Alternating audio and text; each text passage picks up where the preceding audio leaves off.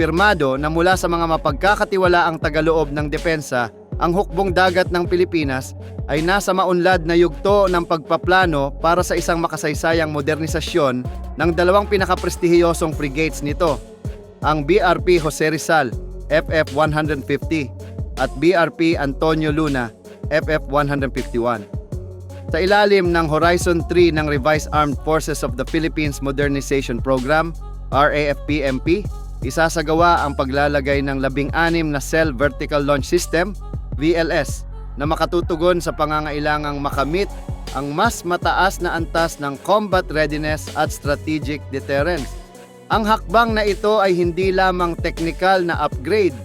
Ito ay malaking simbolo ng pagbabago at ang pagpapatuloy ng advokasya para sa isang modernong, malakas at mapagkakatiwalaang sandatahang lakas sa gitna ng tumitinding tensyon sa West Philippine Sea. Nang i-delivery ng South Korea ang Jose Rizal class frigates sa Pilipinas, ang mga ito ay may kasamang structural provisions para sa BLS at CIWS. Ngunit hindi agad na ilagay dahil sa limitadong budget. Tinawag itong fitted for but not with configuration. May kapasidad ngunit kulang sa laman. Ngayon sa mas pinalakas na pondo sa ilalim ng Horizon 3, hindi na ito mananatiling pangarap. Ang 16 na Cell VLS ay magbibigay kakayahan sa mga barko na maglunsad ng mga Advanced Surface-to-Air Missiles, SAMs, na kayang humarang at wasakin ang mga mabilis, mababang lipad na banta gaya ng cruise missiles, drones at mga eroplanong pandigma ng kalaban. Ang mga missile na isinasaalang-alang ay ang MBDA VL Mika at ang K-SAM mula South Korea, parehong may advanced tracking at interception capabilities. Hindi lamang VLS ang isinasagawa, kasama rin sa plano ang pagkuha ng Close-in Weapon System, CIWS, bilang huling depensa laban sa mga papalapit na banta. Ilan sa mga sistemang pinag-aaralan ng Philippine Navy ay ang Phalanx Block 1B, Hanwha CIWS-2 at maging ang Goalkeeper ng Netherlands, mga sistem na kayang automatikong mag-target at mag-neutralize ng sea-skimming missiles at maliliit na mabilis na bangka sa malapitang distansya.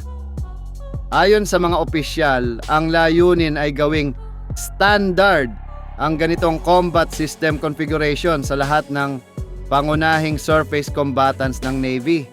Kabilang na ang bagong BRP Miguel Malvar class frigates na kasalukuyang ginagawa sa South Korea.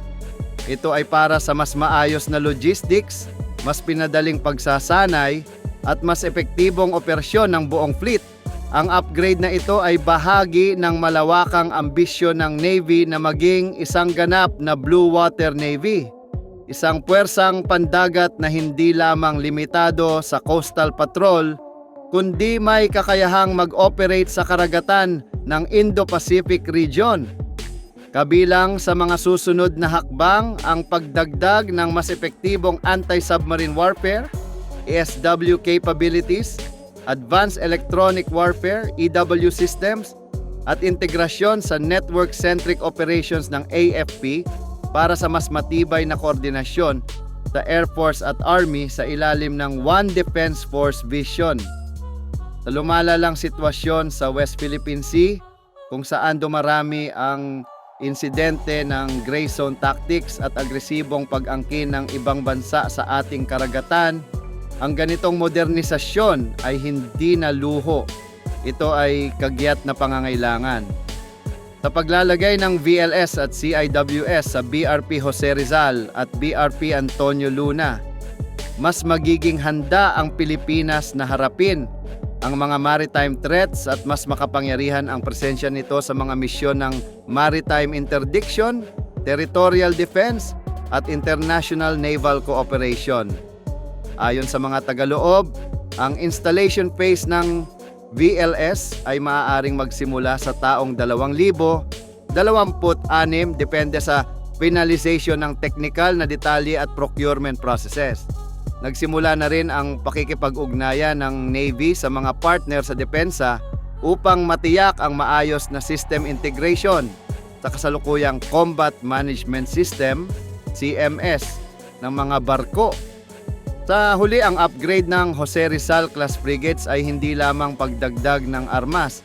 Ito ay pagpapatibay ng kakayahan, kumpiyansa at dangal ng hukbong dagat ng Pilipinas.